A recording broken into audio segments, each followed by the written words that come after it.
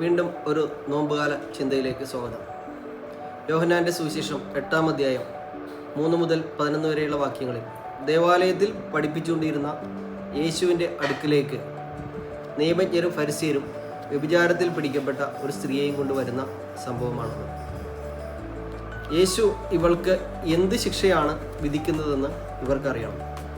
അതിനുവേണ്ടി അവർ ചോദിക്കുകയാണ് യേശുവിനോട്. പക്ഷേ യേശു പറയുന്ന മറുപടി നിങ്ങളിൽ പാപമില്ലാത്തവൻ കല്ലെറിയട്ടെ എന്നുള്ളൊരു വാക്യമാണ്. അതിനുശേഷം അവൻ കുനിഞ്ഞ് നിലത്തിരുന്ന് വരച്ചുകൊണ്ടിരുന്നു. എന്താണ് യേശു കുനിഞ്ഞ് നിലത്ത് എഴുതിക്കൊണ്ടിരുന്നത്? യേശു നിലത്തെഴുതിയത് ഒരു അംശവടിയുടെയും മോതിരത്തിൻ്റെയും ചിത്രമായിരുന്നു. എന്താണ് ഈ അംശവടിയുടെയും മോതിരത്തിൻ്റെയും പിന്നിലുള്ള കഥ? യാക്കോബിൻ്റെ 12 മക്കളിൽ 4-മനായിരുന്ന യൂദ തൻ്റെ പൂർവകാല ചരിത്രം, ആദ്യകാല ജീവിതം വളരെ നല്ലതായിരുന്നില്ല, മോശകരമായ രീതിയിൽ ജീവിച്ചിരുന്നൊരു വ്യക്തിയായിരുന്നു.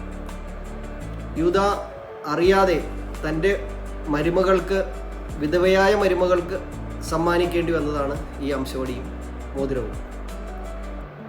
ഈ ചിത്രമാണ് യേശു വരച്ചത്. ഇത് അറിയാമായിരുന്ന യഹൂദരും നിയമജ്ഞരും ഈ ചിത്രം കണ്ടുകൊണ്ടാണ് ഈ സംഭവ സ്ഥലത്ത് നിന്ന് പിൻവാങ്ങുന്നത്. മുതിർന്നവർ തൊട്ട് ഓരോരുത്തരായി അവിടെ നിന്നും പോയി എന്നാണ് സുവിശേഷം നമ്മളോട് പറയുന്നത്. ഈ യൂദയ പിന്നീട് മാനസാന്തരപ്പെടുകയും ദൈവത്തിങ്കിലേക്ക് ശക്തമായി തിരിച്ചു വരികയും ചെയ്തു. ആ യൂദയായുടെ പരമ്പരയിൽ നിന്ന് തന്നെയാണ് പിന്നീട് ദൈവം ഒരു രക്ഷകനെ നമുക്ക് വാഗ്ദാനം ചെയ്തതും യേശു ജനിക്കുന്നതും ഈ യൂദയായുടെ പാരമ്പര്യത്തിൽ നിന്ന് തന്നെയാണ്. വളരെ ക്രൈസ്തവമായ വിശ്വാസത്തിൽ, തീക്ഷ്ണമായ വിശ്വാസത്തിൽ ജീവിച്ചിരുന്ന ഒരു കുടുംബത്തിൽ ഒരു മകന് കല്യാണം ഉറപ്പിച്ചു.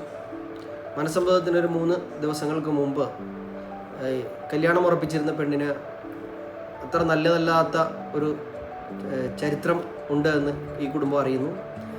കുടുംബത്തിലെ അമ്മ അപ്പം തന്നെ പറയുന്നു, തക്ക സമയത്ത് കർത്താവ് ഇടപെട്ടതുണ്ടോ? എല്ലാവരും കുരിശു വരക്കുക. ദൈവത്തിന് നന്ദി, ഈ കാര്യങ്ങൾ നമ്മളെ അറിയിച്ചത്, മുൻകൂട്ടി അറിയിച്ചത്. പക്ഷേ മകൻ്റെ തീരുമാനം മറ്റൊന്നായിരുന്നു. ദൈവം തനിക്ക് കരുതി വെച്ച ജീവിത പങ്കാളിയെ ആ കുറവുകളോടുകൂടി തന്നെ സ്വീകരിക്കുവാനാണ് എൻ്റെ തീരുമാനം എന്നാണ് മകൻ അറിയിച്ചത്. ബോബി ജോസ് അച്ഛൻ പല സ്ഥലങ്ങളിലും പറഞ്ഞിട്ടുള്ള ഒരു കഥയാണിത്. യഥാർത്ഥത്തിൽ ഈ കഥയ്ക്കൊരു 2-ാം ഭാഗം കൂടിയുണ്ട്. വിശ്രമ ജീവിതം നയിച്ചിരുന്ന ബോബി ജോസ് അച്ഛൻ്റെ അടുത്തേക്ക് വളരെ ദൂരെ യാത്ര ചെയ്ത് ഒരു യുവാവ് അച്ഛനെ അന്വേഷിച്ചു വന്നു. അച്ഛനെ കണ്ടു. ഒരു ക്രിസ്മസ് കാലമായിരുന്നു. അച്ഛനെ കണ്ടു. അച്ഛനോട് സംസാരിക്കണമെന്ന് പറഞ്ഞു, പേഴ്സണലായിട്ട് സംസാരിക്കണമെന്ന് പറഞ്ഞു. അച്ഛനോട് പറഞ്ഞു, ഞാനും ഭാര്യയും 2 സ്ഥലങ്ങളിലായിട്ട് 2 രാജ്യങ്ങളിലായിട്ട് ജോലി ചെയ്യുന്നവരാണ്. ഈ തവണ വെക്കേഷന് ഞങ്ങൾ ഒരുമിച്ച് നാട്ടിൽ താമസിക്കണമെന്നാണ് ഞങ്ങൾ വിചാരിച്ചിരുന്നത്. അതനുസരിച്ച് ഞങ്ങൾ പ്ലാൻ ചെയ്തിരുന്നു.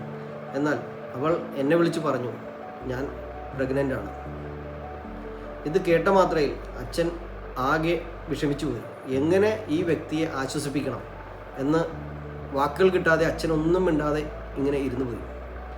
നമുക്ക് പലരെയും, എല്ലാ ആൾക്കാരെയും ഉപദേശിക്കാനും നമുക്ക് അഭിപ്രായങ്ങളൊക്കെ പറയാനും ഒക്കെ വളരെ എളുപ്പമാണ്, നമുക്ക് പറയുകയും ചെയ്യാം. പക്ഷേ ഒരു പ്രതിസന്ധി നമ്മുടെ ജീവിതത്തിലേക്ക്, നമ്മളുമായിട്ട് ബന്ധപ്പെട്ട ഒരു കാര്യത്തിലേക്ക് വരുമ്പോഴാണ് പലപ്പോഴും നമ്മൾ തകർന്നു പോകുന്നത്. നമുക്ക് വാക്കുകൾ കിട്ടാതെ, ഒന്നും പറയാൻ കഴിയാതെ, പ്രവർത്തിക്കാൻ കഴിയാത്ത ഒരവസ്ഥയിൽ നമ്മൾ ഇരുന്നു പോകുന്നു. ഒന്നും പറയാൻ കഴിയാത്ത വിഷമിച്ചിരിക്കുന്ന അച്ഛൻ്റെ മുഖത്ത് നോക്കി കുറച്ച് കഴിഞ്ഞപ്പോൾ ആ യുവാവ് പറഞ്ഞു, അവളോട് ഞാൻ വരാൻ പറഞ്ഞു. അതിനുശേഷം ഇയാൾ പതുക്കെ ആശ്രമത്തിൽ നിന്ന് നടന്നു പോയപ്പോൾ അച്ഛൻ പറഞ്ഞു, ഇതാ ഒരു യഥാർത്ഥ മനുഷ്യൻ.